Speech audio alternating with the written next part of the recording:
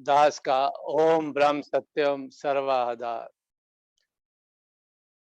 हम मानुष चोला इस संसार में धारण कर कर आए हैं।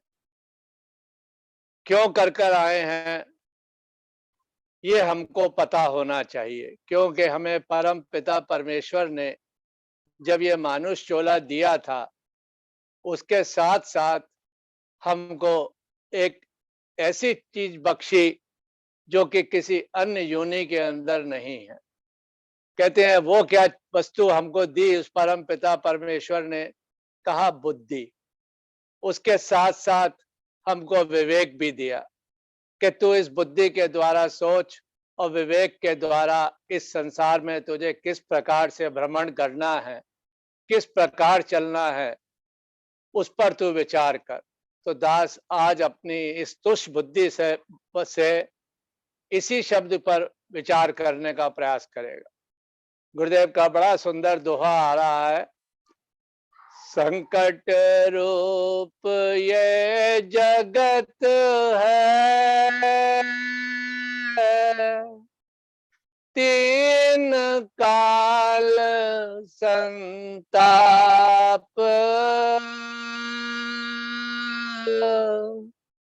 मंगत भक्ति प्रसाद से, ए मन मगन समात। संकट रूप ये जगत है, तीन काल संताप, मंगत भक्ति प्रसाद से, है मन मगन समात। मेरे परम पूज्य गुरुदेव जी हमें क्या बता रहे हैं? कह रहे हैं संकट रूप ये जगत है। कह रहे ये संसार क्या है? संकट ही तो है। जिस चीज को हम चाहते हैं वो हमसे दूर हो जाती है तो हमारे लिए व्याधि खड़ी हो जाती है। जिस चीज से प्रेम करते हैं वो हमसे छिन जाती है। जिस चीज को पाना हम चाहते हैं वो हमसे दूर हो जाती है। तो कह रहे हैं हर चीज के अंदर ही संकट है। ये संसार क्या है? ये जगत क्या है? कह रहे हैं जगत संसार क्या है? सरकने वाला है, हर क्षण सरक रहा है। और इसको कहा गया है ये दुखालय है, कि दुख रूप है। क्यों दुख रूप कहा गया? कि हमको हर चीज, सारे विकार हमको इस संसार के अंदर ही मिलते हैं आकर। अब इसके अगर हम उलट देखें तो जिस महापुरुषों ने इसी जगत में आकर इस जगत को सुखालय बना दिया, किस प्रकार से सुखालय बना दिया? कि उन्होंने अपने आप को इस संसार से विरह कर कर अपने आप को परमपिता परमेश्वर के साथ जोड़ दिया। तो कहते हैं कि उनके लिए ये सुखालय था। जैसे मेरे गुरुदेव थे, कबीर दास जी थे, गुरु नानक देव थे, और कई बड़े बड़े उच्च कोटि के संत हुए जिन्होंने इस संसार को दुखालय ना कहकर इस संसार को सुखालय कहा। कहते तीन काल संताप, कि इसके अंदर से संसार में तीन काल संताप है। कहने लगे पहले भी था, आज भी है और आगे भी होगा। क्यों होगा? कि जब तक हम इस संसार को अपना माने। कह रहे फ्यूचर, पास्ट में भी था, प्रेजेंट में भी है और फ्यूचर में भी रहेगा। इसके लिए गुरुदेव बताते हैं कि हमको करना क्या है। गुरुदेव इसकी हमको कंडीशंस के हिसाब से ये भी बता देते हैं कि तुझे संकट क्यों नहीं आएगा। कहते हैं अगर तू मंगत भक्ति प्रसाद से, तू उस परम पिता परमेश्वर के प्रसाद को ग्रहण कर। कौन सा प्रसाद? जो आश्रम में सत्संग समाप्त हो जाता है वो प्रसाद की गुरुदेव बात नहीं कर रहे। गुरुदेव कह रहे तू अपने आप को उस परम पिता परमेश्वर के चरणों के साथ लगा दे। उनके वचनों के साथ अपने आप को जोड़ दे, उनकी शरणागत हो जा, तो ये मन तो हमारा बड़ा चंचल है। तो गुरुदेव हमें क्या कह रहे हैं? ए मन मगन समार, कह रहे फिर तेरा मन जो है ना वो मगन हो जाएगा। किसमें मगन हो जाएगा? उस परम पिता परमेश्वर में। तब तुझे जो संसार है ना ये संकट नहीं लगेगा, तब ये तुझे संसार दुखाले नहीं लगेगा। अब मेरे गुरुदेव आगे क्या बताते हैं? कहते हैं साची भगत आराध मन मेरे, हर के चरण में शोक गने रे। क्या बता रहे हैं मेरे गुरुदेव? कह रहे साची भगत के सच्ची भक्ति की तू आराधना कर। हम भक्ति तो कई प्रकार की करते हैं। कह रहे हैं भक्ति भी दो प्रकार की महापुरुषों ने बताई है। कह रहे हैं एक अन्य और एक अनन्य। तो हमको कौन सी भक्ति करनी है? तो मेरे परम पिता परमेश्वर मेरे गुरुदेव क्या बता रहे हैं? कह रहे हैं तुझे अनन्य भक्ति करनी है, तब तुझे वो भक्ति का प्रसाद तू चख पाएगा, तब उस भक्ति के प्रसाद को तू ग्रहण कर पाएगा। कहते हर के चरण में सुख घनेरे। जब तू हरि के चरणों में लग जाएगा, अपने आप को सरेंडर कर दिया, उनकी शरणागत हो गया, तो गुरुदेव कह रहे हैं कि तुझे अपार सुख होगा, इतने घनेरे सुख कि जिसकी तू कल्पना भी नहीं कर सकेगा, इतना सुख तुझे प्राप्त होगा। का जगत की आस तज हर ओट संभाल,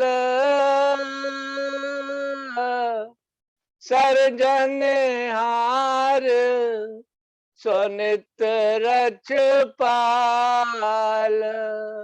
यहाँ मेरे गुरुदेव हमें फिर चेतावनी दे रहे हैं। कह रहे जगत की आस तू छोड़ दे। हम क्या है इस जगत से आस लगाए बैठे हैं कि जगत हमको देगा। कह रहे नहीं, ये जगत तो भिखारी है, भिखारों की ही यह संख्या ज्यादा है। कह रहे अगर तुझे मांगना है उस परम पिता परमेश्वर के दरबार में मांग जो सबको देने वाला है। तभी तो गुरुदेव ने कहा है जगत की आस तज हर ओट संभाल। उस परम पिता परमेश्वर की तू ओट को संभाल ले, तू उसकी शरण में चले जा। तो कह रहे हैं गुरुदेव मेरे सर्जनहार सो नित रक्षपाल। कह रहे वो सर्जनहार परम पिता परमेश्वर हर वक्त तेरी रक्षा कर रहा, तेरे पीछे पीछे है। तू आगे चल तो सही, एक कदम उस ओर आगे बढ़ा तो सही। वो 10 कदम तुझे आगे लेने के लिए तैयार खड़े हैं, वो खुद 10 कदम आगे चलकर आ जाते हैं। कहते हैं परम आनंद नित पर गासा, सिमर सिमर तो सोयब नासा। कह रहे परम आनंद की खान है। जब अगर हम उस परम पिता परमेश्वर में अपने आप को शरणागत कर देते हैं और उसके नाम का सिमरन करते हैं, तो कहते हैं वो अविनाशी पुरुष मेरा परमात्मा हर वक्त तेरे अंग संग तेरे संग साथ बना रहेगा। अब गुरुदेव हमें आगे क्या कहते हैं? अगर हम ये चीज परमात्मा का साथ छोड़ देते हैं तो इंसान की क्या दुर्दशा होती है, इसके ऊपर भी मेरे गुरुदेव हमको चेतावनी दे रहे हैं। अरे कुल जीवन संसार में पाया, अंत काल नर राख समाया। अब महापुरुष तो हमको ये कह रहे हैं कि ये संसार में जो तूने ये जीवन पाया है ये कूड़ा है, बेकार है। तभी तो महापुरुषों ने कहा सब कुछ कूड़ो कूड़ है, साचा प्रभु एक नाम। कह रहे हैं संसार में सब कुछ कूड़ा है। जो चीज हमको ये इन चर्म आंखों से दिखाई दे रही है, कह रहे हैं वो सब विनसने वाली है। तभी तो कहा सब कुछ कूड़ो कूड़ है, साचा प्रभु एक नाम। तभी तो मेरे गुरुदेव ने कहा कूड़ जीवन संसार में पाया। ये जीवन हमने संसार में पाया किस लिए? कि उस परम पिता परमेश्वर की प्राप्ति के लिए। अगर नहीं करा तो गुरुदेव अगले लाइन में हमको क्या बता रहे हैं? अंत काल नर राख समाया। कह रहे अंत काल में क्या होगा? हम राख में, खाक में मिल जाएं। ये शरीर क्या होगा? ये जला दिया जाए।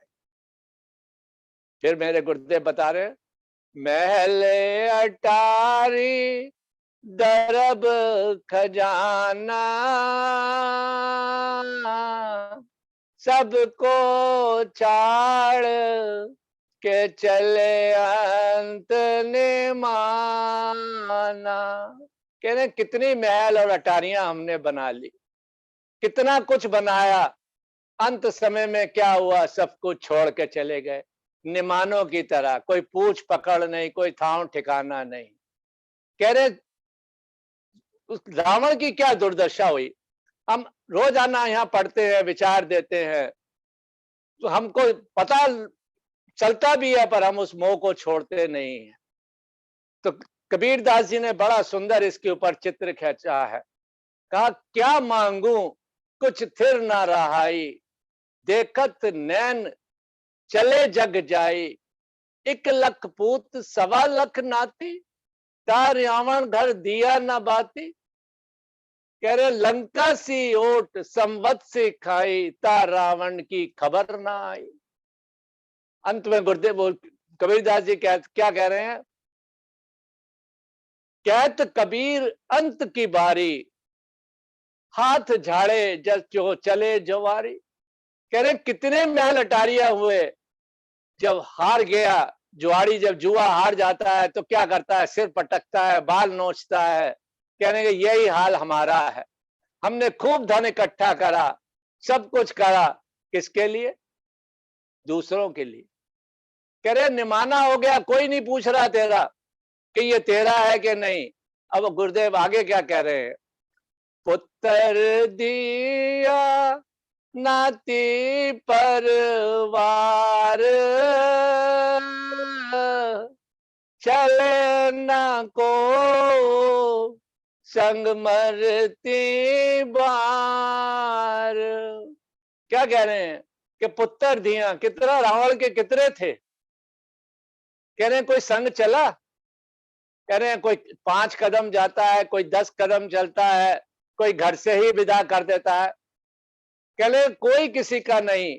तो गुरुदेव की कई बार वैराग्यवाणी के अंदर भी एक लाइन पढ़ी जाती है, कौन तेरा तू किसका हुई, आज्ञा प्रभु में चक्कर चलोई, आए अकेला जाए ने संग, रचियो मेला झूठ पर संग। कह रहे कोई किसी का संगी साथी नहीं। आगे मेरे देव गुरुदेव क्या कह रहे हैं? बाती तेल जो ज्योति पर गासे, तेल निकोटा ज्योति बिना से। कह रहे जिस प्रकार दिए के अंदर हम तेल भरते हैं और उसके अंदर रुई की बाती बना देते हैं, कह रहे जब तक उसके अंदर तेल है तब तक वो जल रही।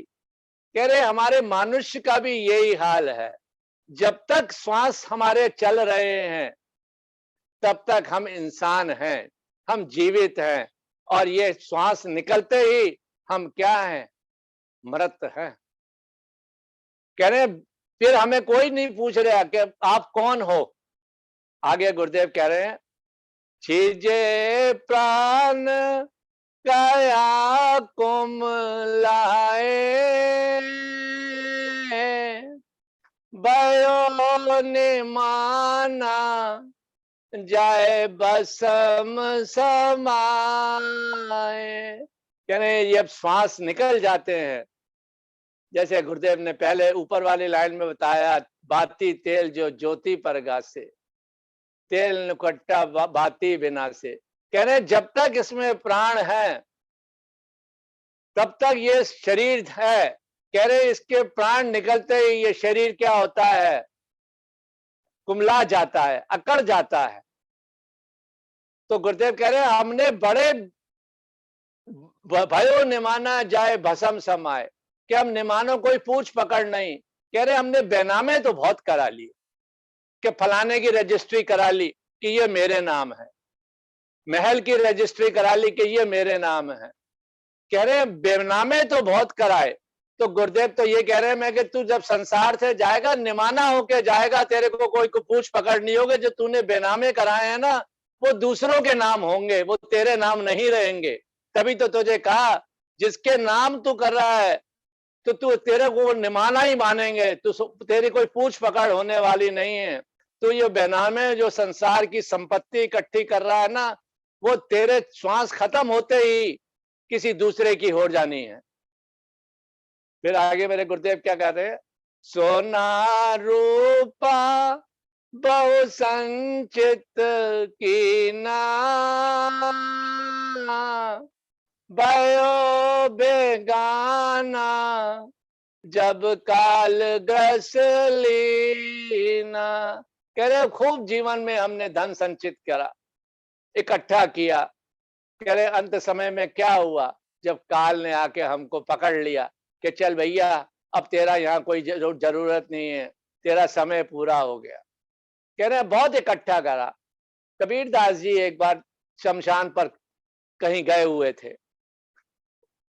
कह रहे हैं जब एक शरीर को अग्नि के समर्पित किया जा रहा था, तो कहते हैं मारवाड़ियों के अंदर कुछ इस प्रकार का सिस्टम होता है कि वो कंदनी पहनते हैं, चांदी की या सोने की। तो गलती से वो शरीर के साथ में बंधी हुई आ गई। जब घर वालों ने देखा कि भाई इसके पीठ पे तो कंदनी बंधी हुई है, तो उन्होंने फट से तोड़ लिया, उस कंदनी को तोड़ लिया। तो कबीर दास जी ये देख रहे थे, तो कबीर दास जी ने क्या कहा, कौड़ी कौड़ी जोड़ के जोड़े लख करोड़, चलती बार न संग चली लई लंगोटी तोड़। कह रहे वो भी छीन ली, तो तेरे साथ क्या गया। कहने लगे संसार में कुछ तेरे साथ जाने वाला नहीं है। आगे मेरे से गुरुदेव क्या बता रहे, रे मन खोल तो अपने नैन, इस जग में कौन सका कौन सैन। कहे मानुष, गुरुदेव चेतावनी दे रहे हैं कि तू अपनी आंखों को खोल, इस संसार में तेरा कोई अपना नहीं, कोई सगा संबंधी नहीं। कहते हैं जिस पत्नी के साथ में बैठ के 7 फेरे लिए, उससे निकट तो कोई नहीं होगा ना। कह रहे हैं जब वो छोड़ के चला जाता है, पंडित जी बैठा के फेरे कराते हैं कि 7 जन्म जीने की रसम कसम खिलाते हैं, क्या हुआ, या पत्नी पहले गई या पति पहले गया। तो कह रहे कोई सगा संगी साथी नहीं, ये तो एक व्यवस्था बनी हुई है। प्रभु आज्ञा में चक्कर चलो ही, उस प्रभु की आज्ञा में ये सब सिस्टम बना हुआ है। आगे बता रहे मेरे गुरुदेव, नदी नाव जो जीव पधारे, चिन्ह में अपने अपने पंद से धारे। कह रहे जिस प्रकार से नाव के अंदर बैठ के हम एक किनारे से दूसरे किनारे पे पहुंचते हैं, कह रहे यही संसार में हम क्या कर रहे हैं कि एक छोर से दूसरी छोर की तरफ जा रहे हैं, अपने अपने स्थान पर पहुंच रहे हैं, जो कि व्यवस्था के अनुसार हमारे लिए निर्धारित किया गया है। आगे गुरुदेव कह रहे 4 दिन जग जीवन मेला, अद्भुत रचया प्रभु ने खेला।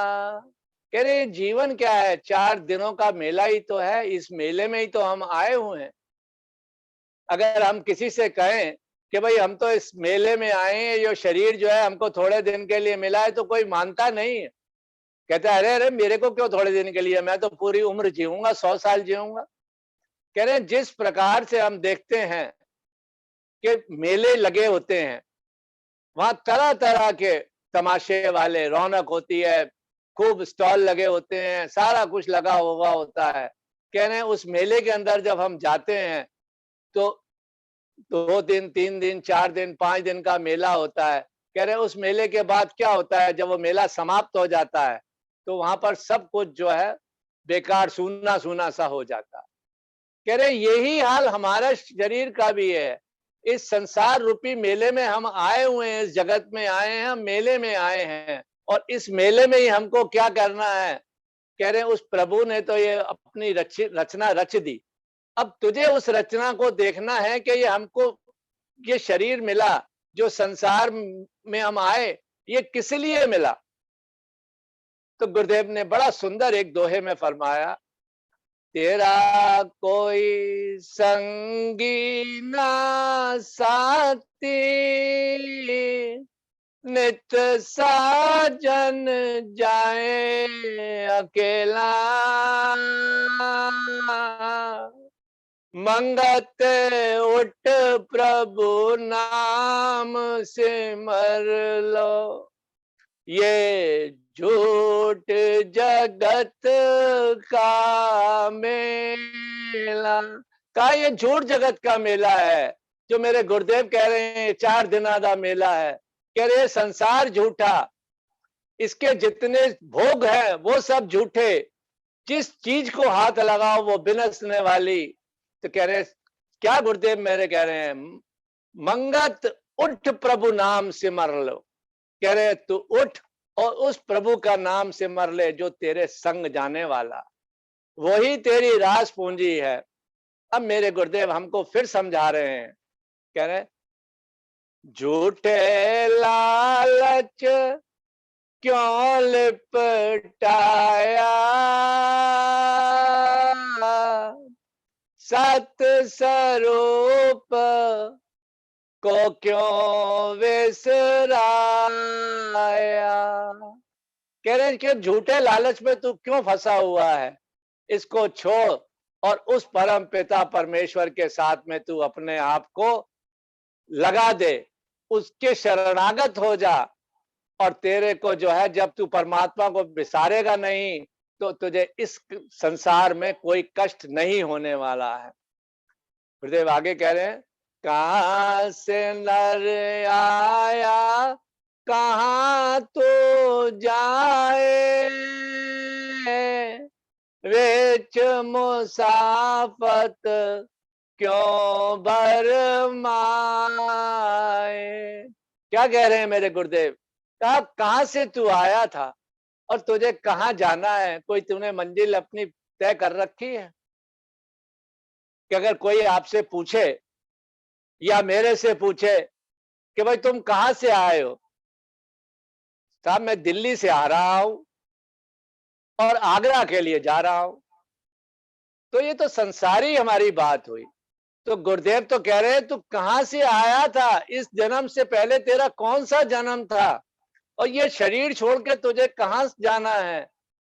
तो कह रहे हैं सिर्फ और सिर्फ मानुष चोले के अंदर ही संभव है ये विचार करना। क्यों कि दास ने ऊपर बताया कि परमात्मा ने जब हमको ये शरीर दिया था तो बुद्धि और विवेक हमको साथ में दे दी कि तू इसके अनुसार सोच और विवेक के द्वारा निर्धारित करके तुझे इस संसार में क्या करना, तू कहां से आया और कहां जाएगा। आगे फरमा रहे हैं, ए जग रचना साहिब फुलवाड़ी, देखना भूले ओ सुन वचन गुणकारी। कह रहे ये जगत की रचना कितनी सुहावनी है, कितनी सुंदर है।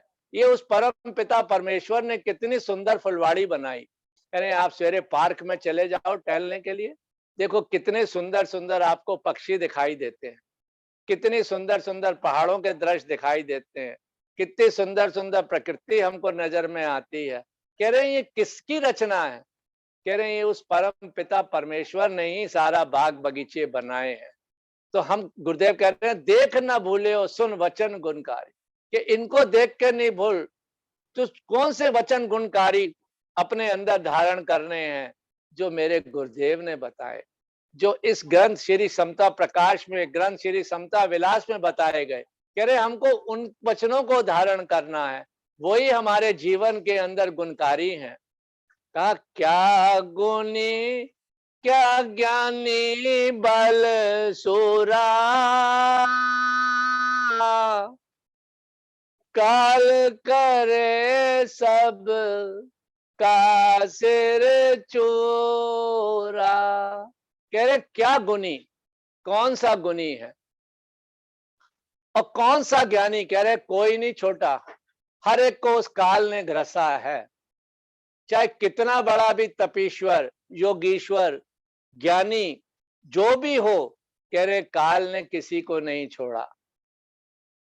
कह रहे काल हर एक के ऊपर आना है, और वो काल जब आता है तो हम सब कुछ हमको पता भी नहीं लगता। कहते हैं एक सेठ था, दास सेठ का नाम दिमाग से निकल रहा है। कहते हैं वो बड़ा अहंकारी था। कह रहे काल तो मेरी मुट्ठी में रहता है। तो काल एक दिन आया, उसने कहा भाई तेरा समय हो गया। उसने कहा मेरे को कौन ले जा सकता है, कोई नहीं ले जा सकता। तो काल ने कहा ठीक है, मैं फलाने दिन तेरे पास आऊंगा, तो उस दिन तुझे मैं उठा के ले जाऊंगा। तो उस सेठ ने क्या किया, अपने चेहरे की तरह करोड़ों वो बना दिए सेठ। तो जब काल आया तो काल ने कहा भाई जा वाह वाह, क्या कारीगरी है तेरी, कितने तूने सेठ बना दिए। तो उस काल ने जो समय दे रखा था उसमें कुछ सेकंड बाकी थे। तो सेठ ने सोचा अब तो मेरा समय पास हो गया, अब तो काल मेरा कुछ नहीं कर पाएगा। तो जैसे ही उसने कहा हा हा हा हा, काल मेरा क्या कर लिया, तो अभी काल ने उसको पकड़ा और ले गया। तो काल ने कहा देख, ये सेकंड, ये समय बाकी था तेरा, जितने सेकंड है ये तुझे इसलिए दिए गए थे कि तू अपना अहंकार से हमें बता पाए कि मैं ही वो सेठ हूं। तो कह रहे काल कभी किसी को नहीं छोड़ता है, उसका समय और जगह निश्चित है। हम कहते हैं ना, कह रहे वो तो घर पे था, अच्छा उठ के वहां चला गया, काल वहां खा गया, घर पे होता तो ना आता। नहीं, वो नियत तय थी उस परम पिता परमेश्वर के द्वारा कि इसको घर के अंदर नहीं, बाहर ही इसके प्राण पखेरु होने हैं। तो कहने लगे काल अपना समय के अनुसार जो तय किया गया है उस परम पिता परमेश्वर की आज्ञा के अनुसार, कह रहे वो वहीं पर ही जाके उसके प्राण पखेरु उड़ने।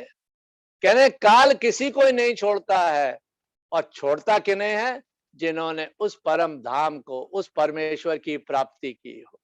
गुरुदेव अंत में क्या बता रहे हैं मुझे, सत सागर का गोट करे,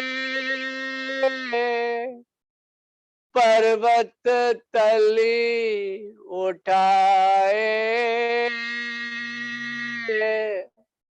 एक पलक की आन में, काल गयो तिन खाए।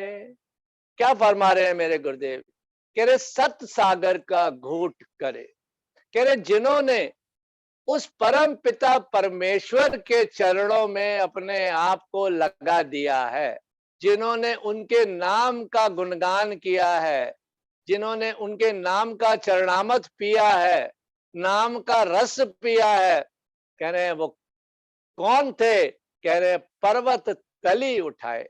कह रहे कृष्ण भगवान ने अपनी छोटी उंगली से गोवर्धन पर्वत को उठा लिया। कह रहे काल ने उनको भी नहीं छोड़ा। कहा एक पलक की आन में, कह रहे एक पलक के अंदर ही उनका भी शरीर काल ने घस लिया। कह रहे इसलिए कोई भी जो इस संसार में आया है, कह रहे वो काल से कोई नहीं बच पाएगा, हर एक को काल ने खाना है। इसलिए हमको इस मानुष चोले के रहते रहते क्या करना है, उस परम पिता परमेश्वर का गुणगान करना है, अपने आप को उस परम पिता परमेश्वर के चरणों में लगा देना है, उनकी भक्ति करनी है, जो कि गुरुदेव ने मुझे शुरू के ही प्रारंभ के दोहे में बताया कि मंगत भक्ति प्रसाद से ए मन मगन समार। कह रहे जब हमको उस परमात्मा की भक्ति का प्रसाद मिल जाएगा तो ये मन हमारा संसार से हटके उस परमार्थ की तरफ लग जाएगा कि जिस कार्य के लिए हम आए थे। ओम ब्रह्म सत्यम सर्वाधार दास से कोई